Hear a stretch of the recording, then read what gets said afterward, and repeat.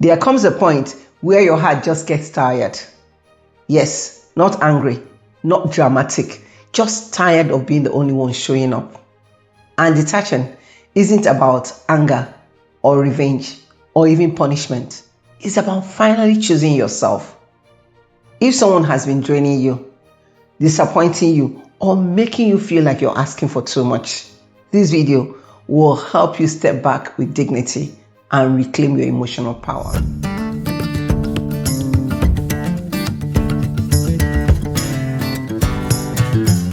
Hi, I'm Nkechi, and welcome back to Truth with Nkechi, a space where we hold honest conversations about growth, peace, and well-being of all women, especially women over 40.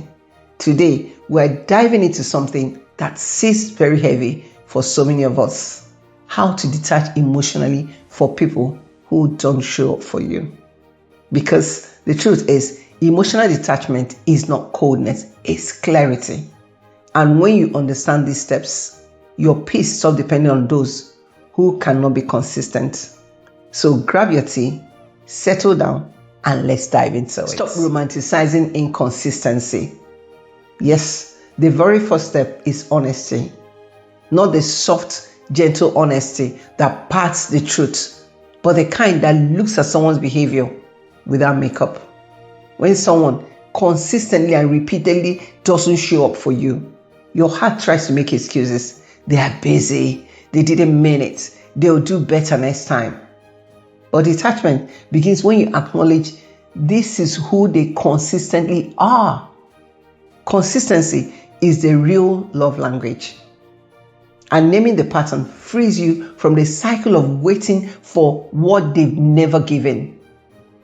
Once you see it clearly, your emotions stop chasing their potential and start aligning with the reality. So now that you identify the pattern, the question is, what do you do with all that energy?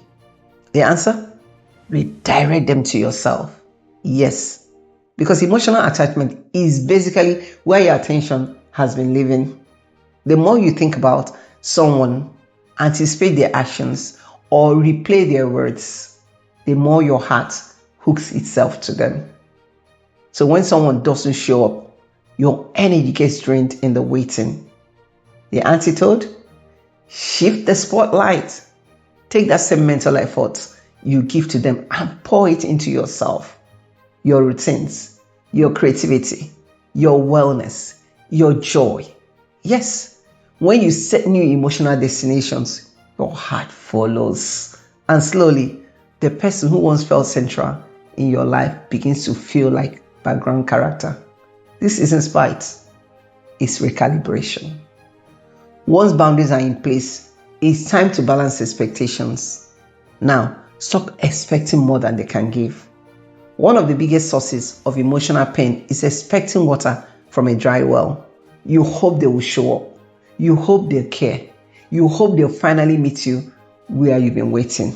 But expectations tied to potential create heartbreak. Detachment grows when you lower your expectations to match their actual behavior, not their promises, not their moments, not even their charm. When you accept that they are who they consistently show you, you stop being surprised by their absence. You stop hurting from the same disappointment. And your emotional worth shifts from why didn't they to this is who they are. And this step is where so many of us get stuck. Stop trying to fix, change, or save them. There's a part of you that believes if I show up enough, they will eventually show up too. But that mindset is an emotional trap. Trying to rescue someone who benefits from staying the same will drain you. And every time, you may have played the role of the helper, the healer, or even the emotional backbone. But none of that guarantees reciprocity, trust me.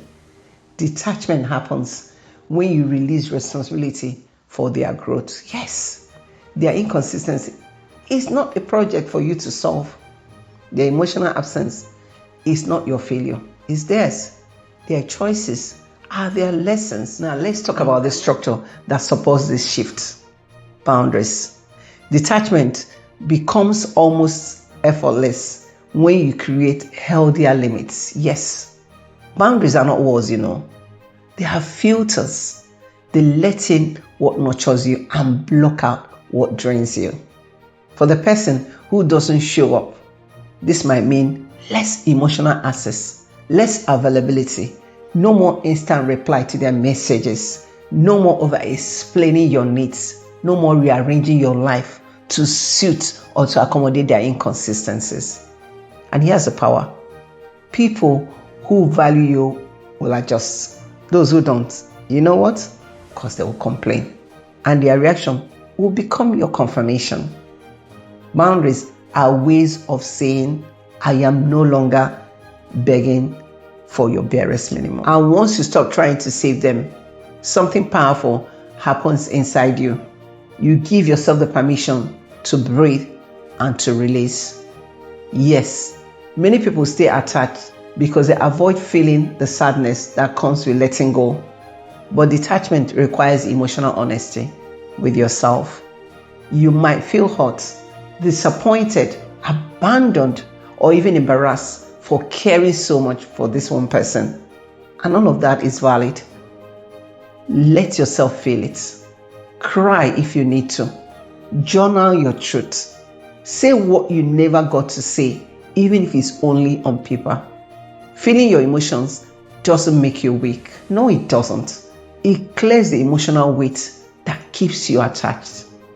Once you process what's inside, you stop clinging, you stop longing, you stop hoping for a version of them that doesn't exist. And this final step seals everything.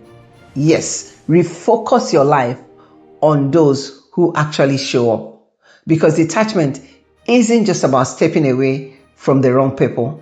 It's about stepping towards the right ones. People who check on you, people who listen, people who celebrate you without competition, people who return the energy you give them. When your world becomes filled with healthy, reciprocal relationships, your heart stops craving for the bare minimum from inconsistent people. You realize you were never asking for too much. No, you weren't. You were asking the wrong people. Shifting your emotional investment rewires your attachment system. Yes, suddenly the person who once consumed your thoughts becomes an emotional footnote, because your life is now full of nourishment, not neglect. So type in the comments, making room for better, if this is your new commitment. The truth is simple. You don't detach by force. No, you detach by awakening. Awakening to your worth, awakening to your needs, awakening to the reality that you deserve people who show up with the same devotion that you give. Detachment isn't the end of your softness. No, it isn't. It's the beginning of your boundaries. It's the moment you choose peace over potential, self-respect over inconsistency, and love, real love, over emotional crumbs. So if this resonated, share this with another person, another woman who needs the courage to step back too. And don't forget to like and subscribe to my channel if you haven't already. And until I see you in the next one, stay calm and stay safe.